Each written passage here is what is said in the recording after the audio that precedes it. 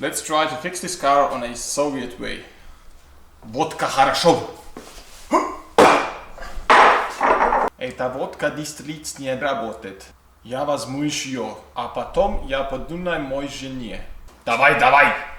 Hello, ladies and gentlemen, and welcome back to the third part of a project Karlsruhe. If you are first time here, you need to know that I bought this car from Stratton, and you can check all his videos from this car on his channel, linked down below. I went from stripping front axle completely to the rear axle. I have zinc bladed a lot of parts and screws. I have cleaned out the shit out of it just to get the perfect results and of course to have a perfect car from underneath. And if you wanna see how did I get to this result, you should definitely check the first and the second part. I just want to show you how to remove old and wrong fluid from your shock.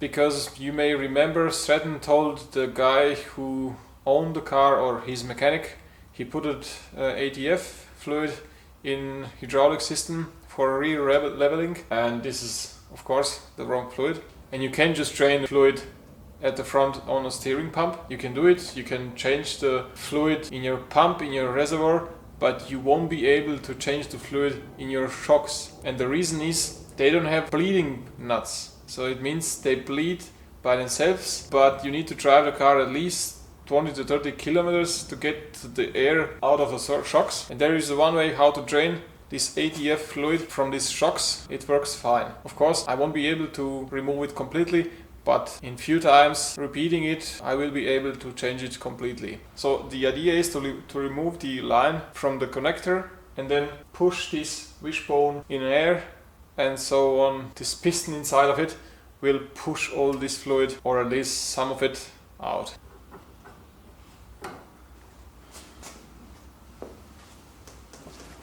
Well, so it yourself. You can see it. It's red fluid.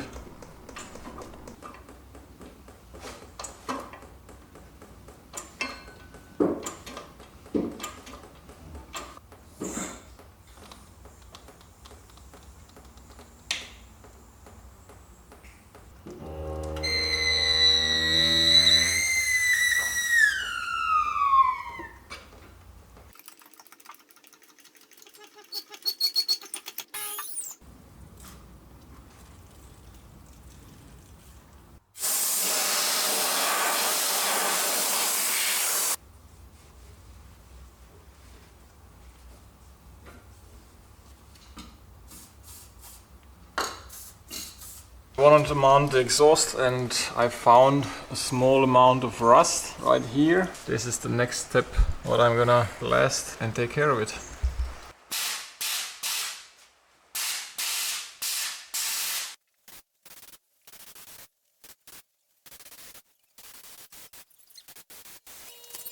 So now the rust is gone and it's time to protect it.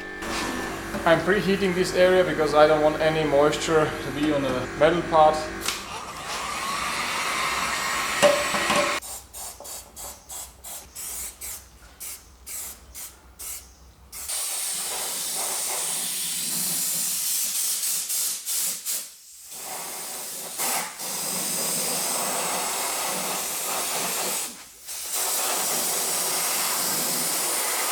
So you saw me sandblasting this part.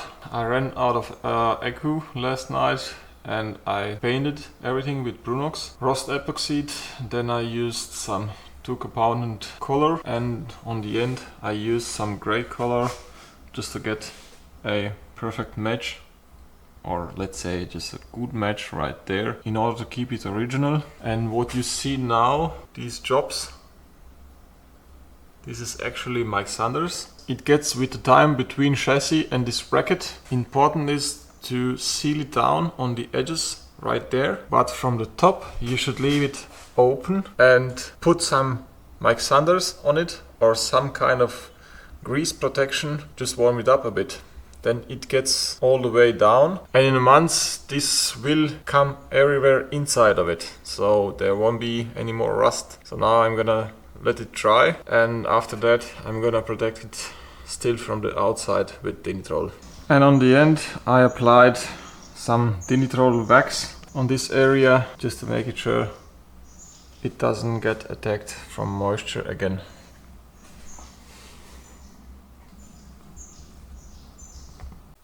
Actually, this is a huge pile of junk, old parts and stuff that I don't need anymore. So someone would said this is not so much, I know, but it took me almost a year to get it all done, and there it is right now, trash.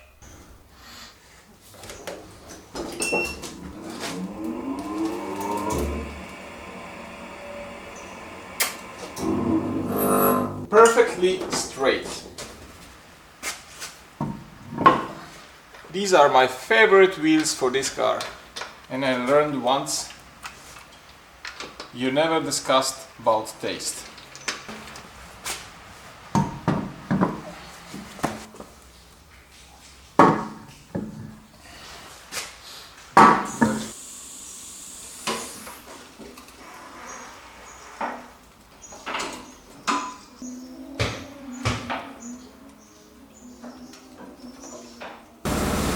Yeah!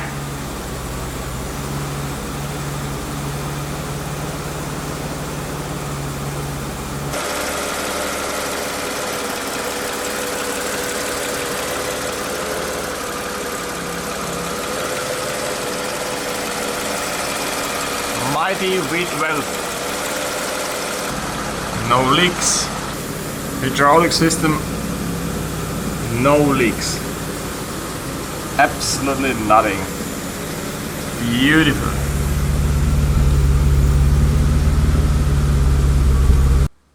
Here you can see me lying underneath the car and bleeding hydraulic system. Actually, I was pulling this car manually up and down to get rid of any air in system. At the same time, rear shocks have become fresh and correct fluid. This method works very well, and this is the correct way to adjust rear end height. Previous workshop port ATF, and ATF is no-go for this car. This car needs Pentonzin CHF, and this is the right fluid for this hydraulic system.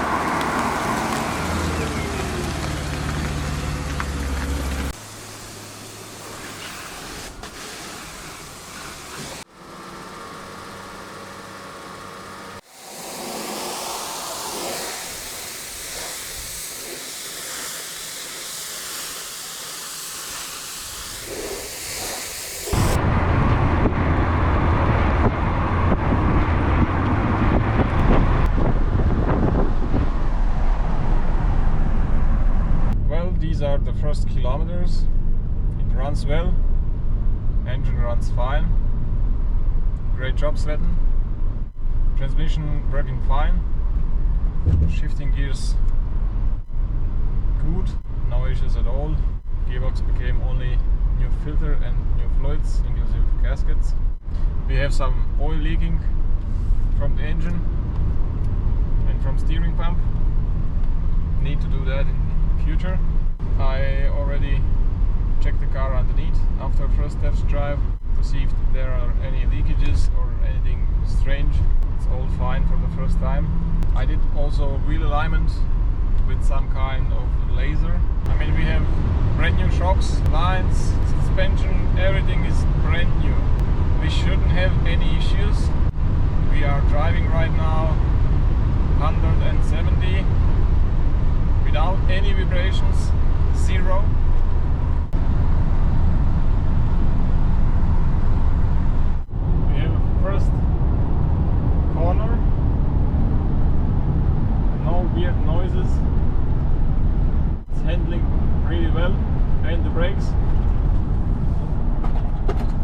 working.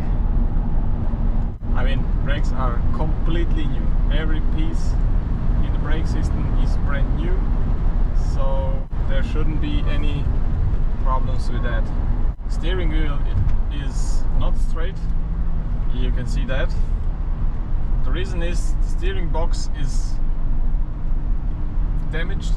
I tried to adjust it on the table, it didn't have any play, but right now I do have play in steering wheel because the steering box is completely worn out.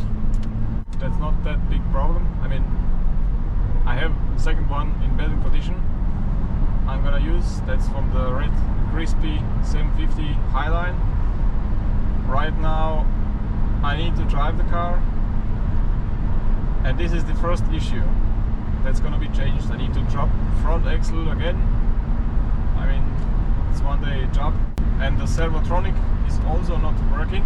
I feel like I'm driving a truck. It's really strange to drive the car like that. I knew there will be some issues. You can't restore any car and just drive it away and hoping everything will work. No, it never happens, never ever. This is not my first restoration, so there are always issues. I'm happy to have another steering rack without any play. Another great thing is we don't have any more noises from the wheels, from drivetrain, from anywhere of the car. No noises, not at all. But we'll see in next few kilometers how many issues we will have. I see already now this temperature gauge is showing a bit more temperature than usual, but I checked it already in a workshop. There wasn't any temperature problems, so I think this is a bad cluster. We'll need to fix that because there are some gauges not working correctly. Oh yeah, the next issue is the heating valves. They are broken, so we have heat coming in the car all the time. You can close the valves, but it doesn't work. Need to check these and to fix these also. But now on the bumpy roads,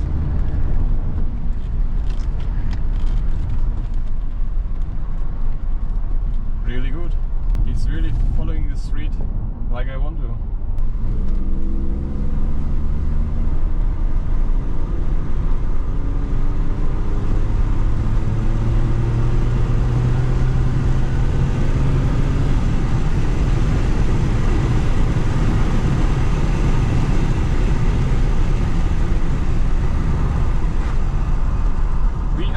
And jumping, of course, but straight line, no issues at all, thanks to new suspension. That's the main reason, but I need more such of roads.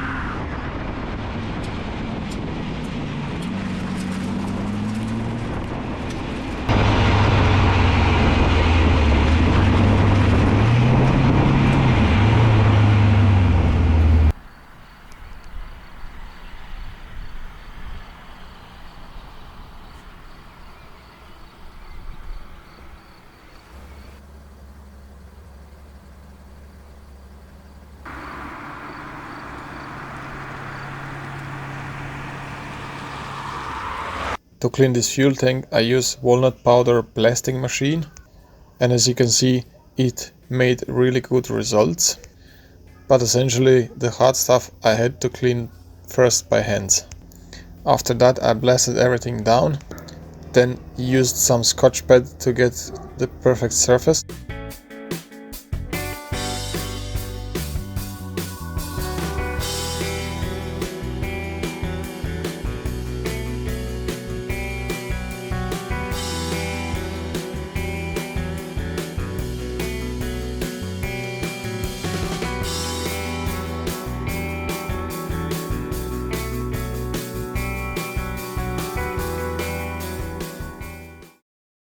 Well, it is a new day to show you this great result. I am more than happy. As you can see, all this dirt and oil and stuff, wax, is gone. This is just the original paint and I'm gonna paint it now. We do have some small rust spots here and there, but overall this thing is in really good shape. So after all this process, it is the time to put some paint on it to look as new again. I didn't want to bother you with the assembly from this fuel tank. I just put everything together and installed this bumper back in place. It is black and shiny and rust free and damage free, as it should be on restored car. Thankfully I bought this car from Stratton because I need a lot of parts for the project Karlsruhe, and the best part I need right now is the steering box. You can see on crispy one, you can feel it, it's directly turning the wheels, and I don't have any play in this one. And on the project Karlsruhe there is a bunch of play. I tried to adjust this steering box but it didn't help. So this steering box is definitely dead and worn out. And on this 750, Servotronic isn't working, and that's the great time to switch these parts, because on crispy one it's working perfectly. Can you imagine that? Believe me or not, sometimes I'm an idiot. I just took this front axle out and look at this mess, just in order to get a better steering box from this car. It's actually right here, and I thought this is pretty good steering box, but it's still the same shit. It's worn out and has a lot of play. So all of this for nothing. Look at this mess. Look at this shitty shit box. Everywhere rust. I had so much dirt in my eyes. I will be smarter next time, definitely. Let's give this workshop a quick transformation. Wow! Amazing! I even got a brandy. Wow! Well, this will be the best tool money can buy. I spent a few days installing these new tables.